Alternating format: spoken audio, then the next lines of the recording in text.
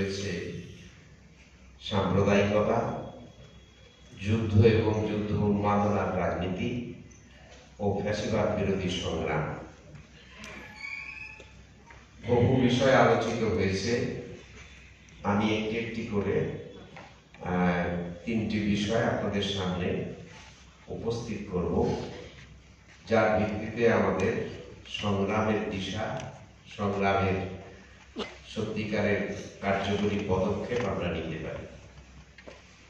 সাম্প্রদায়িকতার পরিপ্রেক্ষিতে আপনারা সকলেই জানেন যে আমাদের দেশের বর্তমান অবস্থা, সাম্প্রদায়িকতার যে বিভৎসতা আমরা দেখতে পাচ্ছি প্রতিদিন, প্রতি মুহূর্তে, যারা গণতান্ত্রিক চেতনা সম্পন্ন মানুষ, তারা মর্মে মর্মে যে ব্যথা উপলব্ধি করছেন। পহেলগাঁয়ের ঘটনা, সন্ত্রাসবাদীদের সম্পর্কে যে অ্যাপ্রোচ এবং তাকে ভিত্তি করে একটি বিশেষ ধর্মাবলম্বী অঙ্গুলি নির্দেশ করা, তাকে ভিত্তি করে উন্মাদনা সৃষ্টি, অথচ যাদের দায়িত্ব ছিল নিরাপত্তা রক্ষা, তারা সে দায়িত্ব পালন করেনি। এমনকি পুলিশ ডিপার্টমেন্টের যে বৈধ নোটিশ থাকার কথা, সেটা তারা না পাওয়া সত্ত্বেও 20 তারিখে যে পর্যটকদের জন্য খুলে দিল এবং 22 তারিখে ঘটনা ঘটল, এই প্রসঙ্গে কোনো কিছুই বাস্তব তদন্ত হলো না। কিন্তু একটি বিশেষ ধর্মাবলম্বী মানুষের প্রতি বিদ্বেষ সৃষ্টি করা, তাকে কেন্দ্র করে একটা যুদ্ধ উন্মাদনা তৈরি করার চেষ্টা চলেছে। সন্ত্রাসবাদের পরিপ্রেক্ষিতে যে কথাটা আসার দরকার ছিল, যে সন্ত্রাসবাদীদের পরিচয় একমাত্র তারা সন্ত্রাসবাদী, এখানে কোনো ধর্মীয় চিন্তা ভাবনার কথা ওঠে না।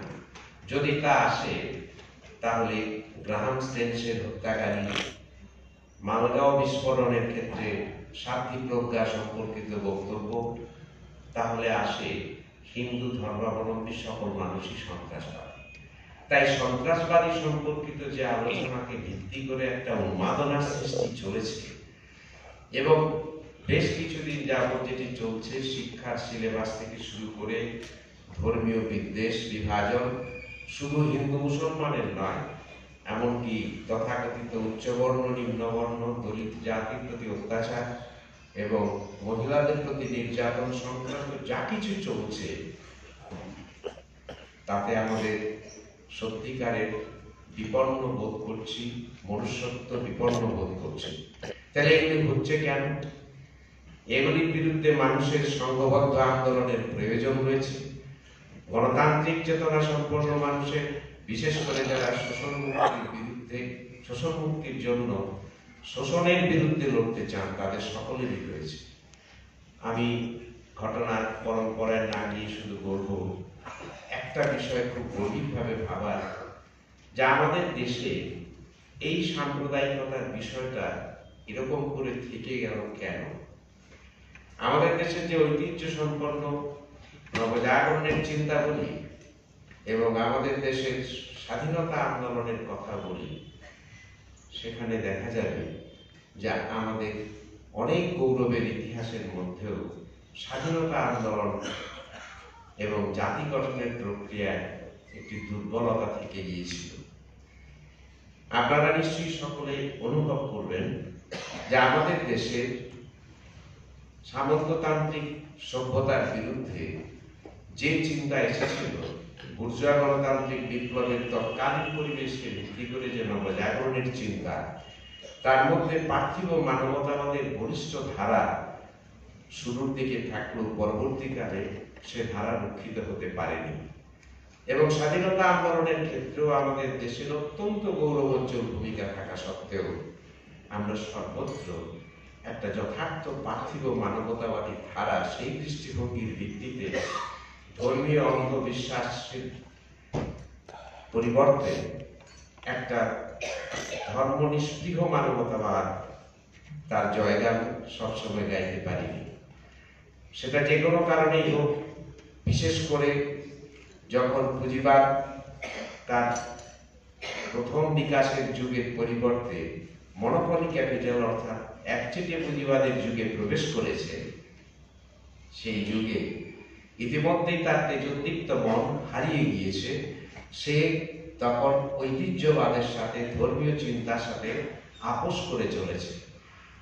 তারই প্রভাব এবং অর্থনীতির ক্ষেত্রে সে যখন একচেটিয়া পুঁজিবাদের জন্ম দিয়েছে এবং ধীরে ধীরে একচেটিয়া পুঁজিবাদ থেকে সাম্রাজ্যবাদের জন্ম দিয়েছে, তখন সে আর আগের তেজোদ্দীপ্ত মনোভাব নিয়ে লড়তে পারেনি। তারই প্রভাবে আমাদের দেশের নবজাগরণ, আমাদের দেশের স্বাধীনতা আন্দোলন, এমনকি বিপ্লবী ধারার মধ্যেও সেই ঐতিহ্যবাদের প্রভাব থেকে গিয়েছিল।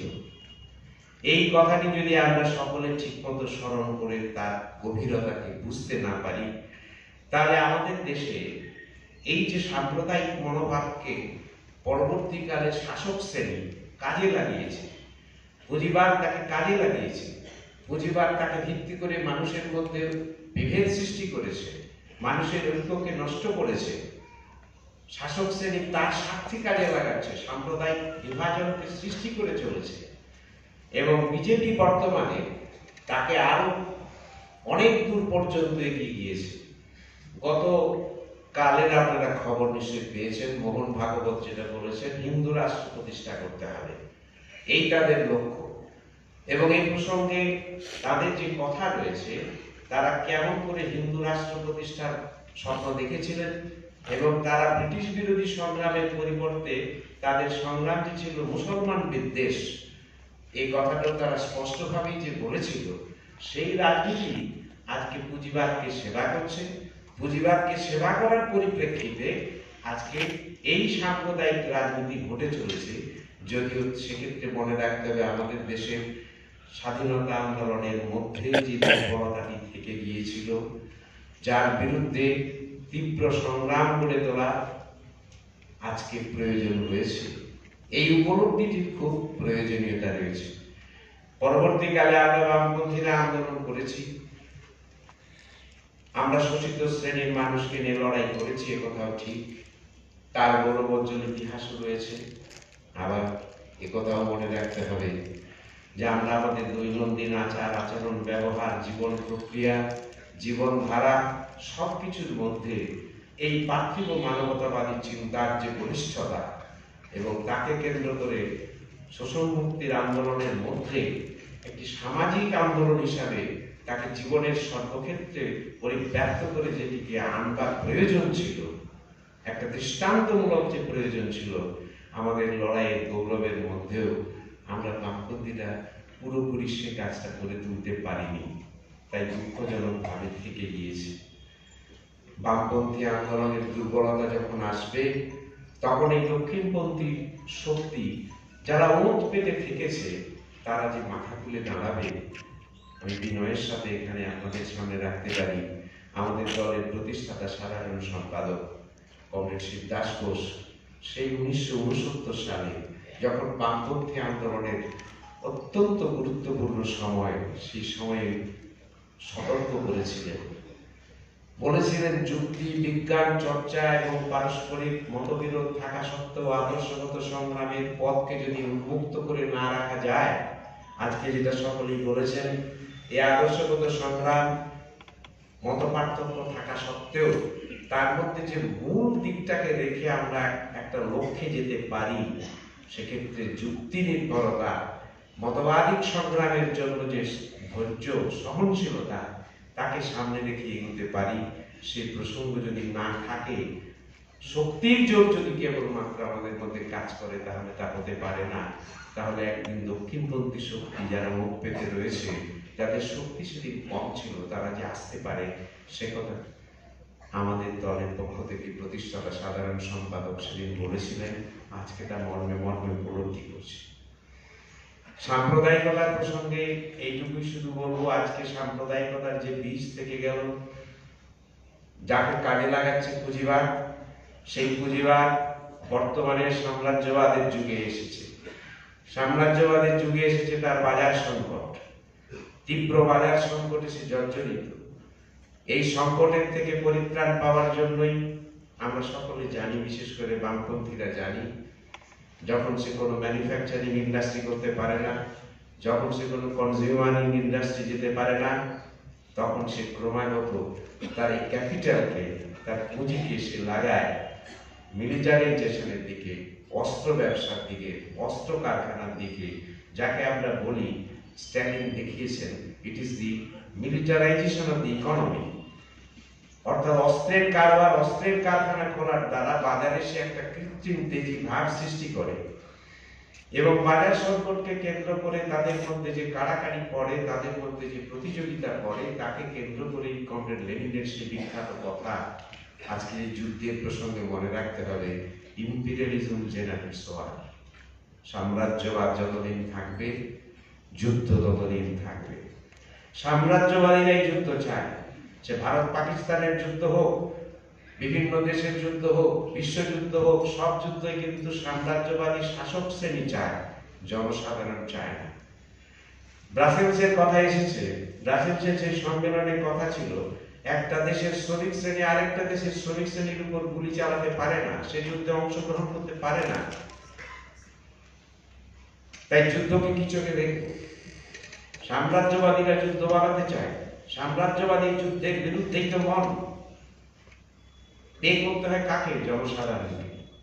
আজকে আমরা যদি দেখি, নয়া আর্থিক নীতি ঘোষিত হওয়ার পর, ঘোষিত হওয়ার পরে বলেছিল গ্লোবাল ভিলেজ হবে, আর যুদ্ধ হবে না, এক মেরু বিশ্ব।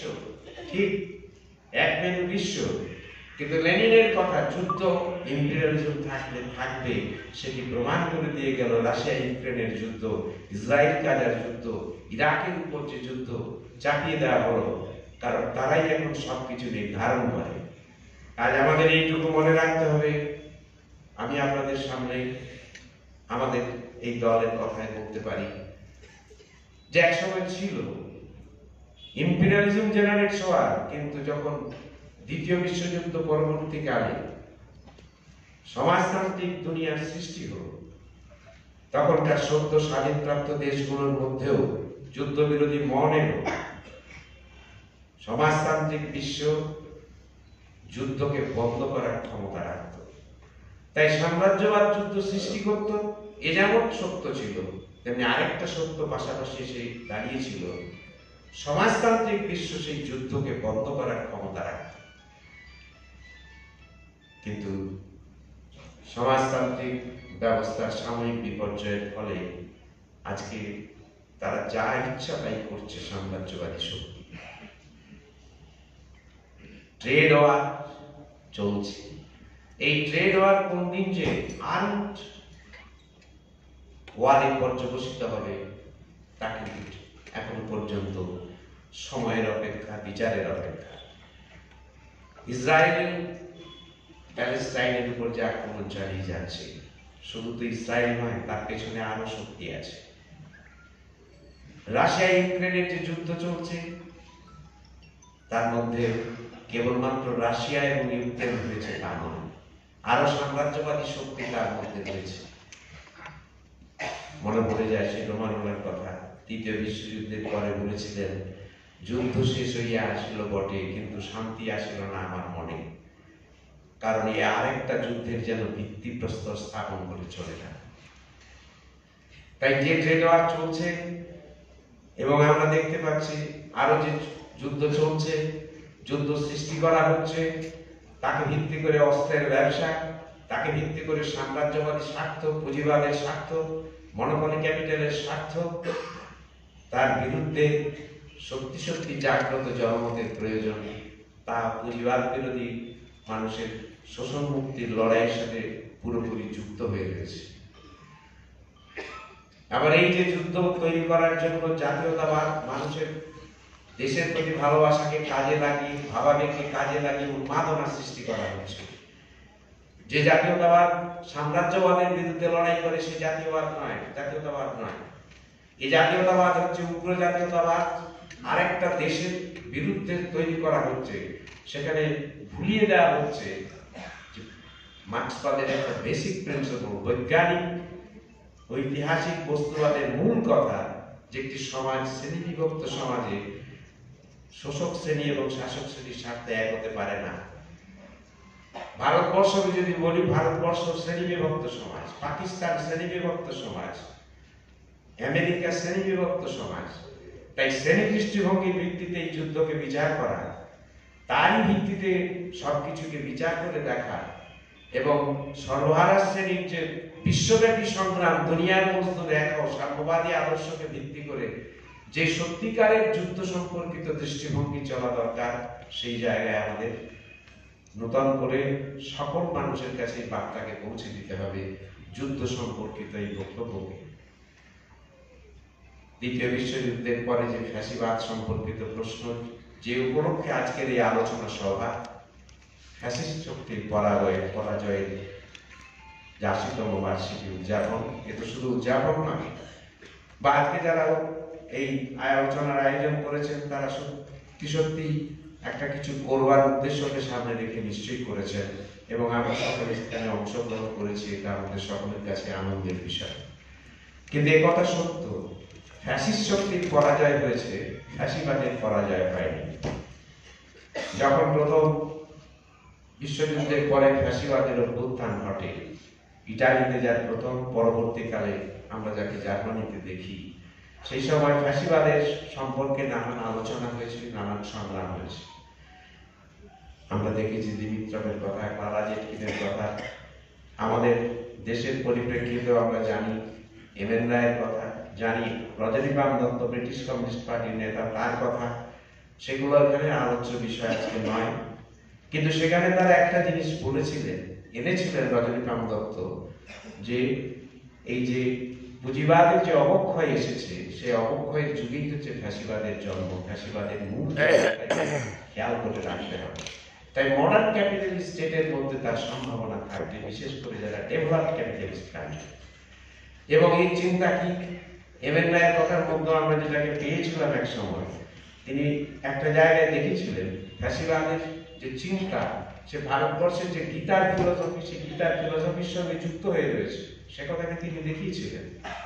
এবং এ কথাও এসেছিল যে গান্ধীবাদের মধ্য দিয়ে তা প্রতিফলিত হয়েছে। যদিও পরবর্তীকালে এমএন রায় ন্যাশনালিজম সম্পর্কে, ব্রিটিশ বিরোধী স্বাধীনতা আন্দোলন সম্পর্কে তার অ্যাপ্রোচের মধ্যে আমরা অসঙ্গতি দেখতে পাই, সেটা অন্য আলোচনা। কিন্তু যখন ফ্যাসিস্ট শক্তির পরাজয়ের পরে নতুন করে সমাজতান্ত্রিক শিবির এবং সাম্রাজ্যবাদী শিবির চলছে, তখন কিন্তু আমি এইটুকু আপনাদের সামনে বলতে পারি, আমাদের পার্টির প্রতিষ্ঠাতা সাধারণ সম্পাদক বলেছিলেন, ফ্যাসিবাদ কিন্তু পরাজিত হয়নি। ফ্যাসিবাদের বৈশিষ্ট্যগুলিকে তিনি সামগ্রিক দিক থেকে একত্রিত করে বলেছিলেন, একদিকে হবে পুঁজি কেন্দ্রীকরণ, দ্বিতীয় হবে প্রশাসনিক রাজনৈতিক রাষ্ট্রের কেন্দ্রীকরণ। আবার এই প্রশাসনিক কেন্দ্রীকরণ পুঁজির কেন্দ্রীকরণকে সহযোগিতা করছে, পুঁজির কেন্দ্রীকরণ রেসিপ্রোকাল রিলেশনের ভিত্তিতে প্রশাসনিক কেন্দ্রীকরণে সাহায্য করছে। এই দুই কেন্দ্রীকরণ, তারই সাথে আদর্শগত দিক থেকে ফ্যাসিবাদের মূল আদর্শ ফিলসফিক্যালি, তা হল বিজ্ঞানের কারিগরি দিকের সঙ্গে আধ্যাত্মবাদের সংমিশ্রণ ঘটিয়ে একটা দর্শনগত তার ভিত্তি, ফিলসফিক্যাল আন্ডারস্ট্যান্ডিং অফ ফ্যাসিজম, এই তিনটিকে একত্রিত করে পুঁজিবাদ, বর্তমান পুঁজিবাদ সর্বহারা বিপ্লব থেকে নিজেকে রক্ষা করার জন্য এই ফ্যাসিবাদের পথ নিতে বাধ্য। তাই in all the capitalist country, সমস্ত পুঁজিবাদী দেশে আজকে ফ্যাসিবাদ তার শাসক শ্রেণী সে পথে যেতে বাধ্য। তাই ফ্যাসিবাদ হচ্ছে সর্বহারা যে বিপ্লব অবশ্যম্ভাবী, সেই সম্ভাব্য সর্বহারা বিপ্লবের বিরুদ্ধে একটা প্রতিবিপ্লবী অভ্যুত্থান মানুষকে বিভ্রান্ত করে। এই বিভ্রান্ত করার জন্য ধর্মীয় উন্মাদনা, এগুলিকে তারা কাজে লাগায়। ভারতবর্ষ যখন স্বাধীন হয়েছিল, পুঁজির কেন্দ্রীকরণ তখন থেকে ধীরে ধীরে হয়েছে। 1958 সালেও মহলানবিশ কমিটি যখন দেখাচ্ছে যে ভারতবর্ষের পুঁজি ক্রমাগত কেন্দ্রীকরণের পথে চলেছে এবং ধীরে ধীরে তারা ফ্যাসিবাদের পথে চলেছে, তখন থেকে কিন্তু ফ্যাসিবাদ তার প্রক্রিয়ায় পর এসেছে। একের পর এক যে কালাকানুন এসেছে, আলোচনা করেছেন অনেকে, সে কালাকানুনগুলি কিন্তু ফ্যাসিবাদের দিককেই সূচিত করে। আমাদের দেশে জরুরি অবস্থা এর সবই কিন্তু দেখায় সাম্প্রদায়িকতার প্রশ্ন, ধর্মান্ধতা। ভারতবর্ষের স্বাধীনতা প্রাপ্তির পর থেকেই সেসব জিনিসগুলোকে পার্থিব মানবতাবাদী চিন্তার যতটুকু প্রসার আমাদের দেশে হয়েছিল তার বিপক্ষে গিয়ে ধীরে ধীরে সেগুলিকে আবার ফিরিয়ে আনার চেষ্টা করা হয়েছে। ফলে ফ্যাসিবাদের এই প্রক্রিয়াটা চলছে এবং বিজেপি এখন সেটাকে একেবারে আরেকটা জায়গায় পুঁজিবাদের স্বার্থে এগিয়ে নিয়ে চলেছে। ফ্যাসিবাদের এই দিকটিকে যদি আমরা খেয়াল না রাখি, আজকে ফ্যাসিবাদের ৮০তম ফ্যাসিস্ট শক্তির পরাজয়ের ৮০তম বার্ষিকী যখন আমরা উদযাপন করেছি, মনে রাখতে হবে পুঁজিবাদী উৎপাদন ব্যবস্থাকে, পুঁজিবাদী সমাজ ব্যবস্থাকে যারাই রক্ষা করতে চাইবেন তারাই ফ্যাসিবাদকে সমর্থন করে ফেলবেন, তাদের ফ্যাসিবাদের বিরুদ্ধে সংগ্রাম হারাবেন। ফ্যাসিবাদের রূপ বিভিন্ন দেশে বিভিন্ন রকম হবে, এটাও সত্য। ফ্যাসিবাদ কখনো একনায়কতন্ত্র হবে, কখনো দ্বিদলীয় ব্যবস্থার মধ্য দিয়ে তারা আনতে পারে, পার্লামেন্টকে রেখেও হতে পারে, আবার সামরিক শাসনের দ্বারা হতে পারে। মানবতাবাদী রোমানোর সেই কথা, এর কখনো সামরিক দেশ, কখনো ধর্মীয় দেশ। আসলে ধর্মীয় চিন্তার যে কারিগরি দিক, তার সাথে ঐতিহ্যবাদের সংমিশ্রণের মধ্য দিয়ে ফ্যাসিবাদী দর্শন আজকে চূড়ান্ত কেন্দ্রীকরণ, পুঁজির কেন্দ্রীকরণ, তার সাথে রাষ্ট্রীয় রাজনৈতিক শক্তির কেন্দ্রীকরণ, যার জন্য কোনো গণতান্ত্রিক মূল্যবোধের উপায় থাকছে না, কোনো গণতান্ত্রিক চেতনা নয়। যেমন করে হয়ে গেল ধরুন এই যে ছত্তিশগড়ের হত্যাকাণ্ড, তারা তো আলোচনায় বসতে চেয়েছিল না, আসল কথা উদ্দেশ্য ওখানকার যারা ভূমিজ রয়েছে তাদেরকে উৎখাত করে দিয়ে খনিজ সম্পদ দেওয়া, for the interest of the capital, for the interest of the পুঁজিপতি শ্রেণী। এই দিকেই সে চলে যাবে, পুঁজিবাদকে রক্ষা করা, পুঁজিবাদী শাসনকে রক্ষা করা, এইটি হলো ফ্যাসিবাদের মূল কাজ। আজকে যে শক্তি আসুক, পুঁজিবাদকে যারা রক্ষা করবে তারা কিন্তু ফ্যাসিবাদী পথে যেতে বাধ্য। তাই আমাদের সংগ্রাম পুঁজিবাদ বিরোধী সংগ্রাম, পুঁজিবাদের বিরুদ্ধে সংগ্রাম করতে গেলে যারা এদেশের শোষিত শ্রেণী, একদিকে মালিক আর একদিকে মজুর, সেই শ্রেণী সংগ্রামের মধ্য দিয়ে আমরা সত্যিকারের সাম্প্রদায়িকতা, যুদ্ধ উন্মাদনা সৃষ্টি, ফ্যাসিবাদের বিরুদ্ধে লড়াই করতে পারি। আজকে আমাদের লড়াইটা হবে শ্রেণী সংগ্রাম। গণতান্ত্রিক আন্দোলনকে পরিচালিত করতে হবে শ্রেণী সংগ্রামের দৃষ্টিভঙ্গির ভিত্তিতে, যুদ্ধকেও বিচার করতে হবে শ্রেণী দৃষ্টিভঙ্গির ভিত্তিতে, ফ্যাসিবাদকে বিচার করতে হবে শ্রেণী দৃষ্টিভঙ্গির ভিত্তিতে। তাই শ্রেণী সংগ্রাম গড়ে তোলা, গণতান্ত্রিক আন্দোলনের মধ্যে শ্রেণী দৃষ্টিভঙ্গির ভিত্তিতে গণতান্ত্রিক আন্দোলনকে পরিচালনা করা, এবং সেক্ষেত্রে যথার্থ আন্দোলনের শক্তি, সেক্ষেত্রে যদি কারোর মত পার্থক্য থাকে থাকুক, এমনকি দরকার হলে প্রত্যেকে তার নিজস্ব শক্তিতে আন্দোলনগুলোকে পরিচালনা করুন, আন্দোলন চলতে থাকুক, লড়াই চলতে থাকুক, সংগ্রাম চলতে থাকুক, সংগ্রামের মধ্য দিয়ে আসুক সেই চেতনা, শ্রেণী সংগ্রামের চেতনা, যে শ্রেণী সংগ্রামের চেতনায় সর্বহারা শ্রেণী পুঁজিবাদের বিরুদ্ধে সত্যিকারের আন্দোলন পরিচালনা করবে, যাকে আমরা বলি সমাজ ব্যবস্থা পরিবর্তনের আন্দোলন। আজকে সাম্প্রদায়িকতা হোক, যুদ্ধ উন্মাদনা হোক, যুদ্ধ হোক, ফ্যাসিবাদ হোক, সবই কিন্তু পুঁজিবাদকে রক্ষা করা, পুঁজিপতি শ্রেণীকে রক্ষা করা, পুঁজিবাদী উৎপাদন ব্যবস্থাকে রক্ষা করার পথ। লড়তে যদি চাই তাহলে তার বিরুদ্ধে, পুঁজিবাদের বিরুদ্ধে সর্বাত্মক সংগ্রাম এখন থেকেই, শ্রেণী সংগ্রাম, মানুষের দাবি দাওয়াকে কেন্দ্র করে লড়াই, গণতান্ত্রিক অধিকারের লড়াই, এই সব কিছুর মধ্য দিয়ে থাকবে সত্যিকারের ৮০ বছরের ফ্যাসিস্ট শক্তির পরাজয়ের ৮০ বছরের উদযাপনের তাৎপর্য। সকলেই আমরা লড়াই করি, লড়াইয়ের পথে আমরা নিশ্চয়ই এগিয়ে যেতে পারব। ধন্যবাদ।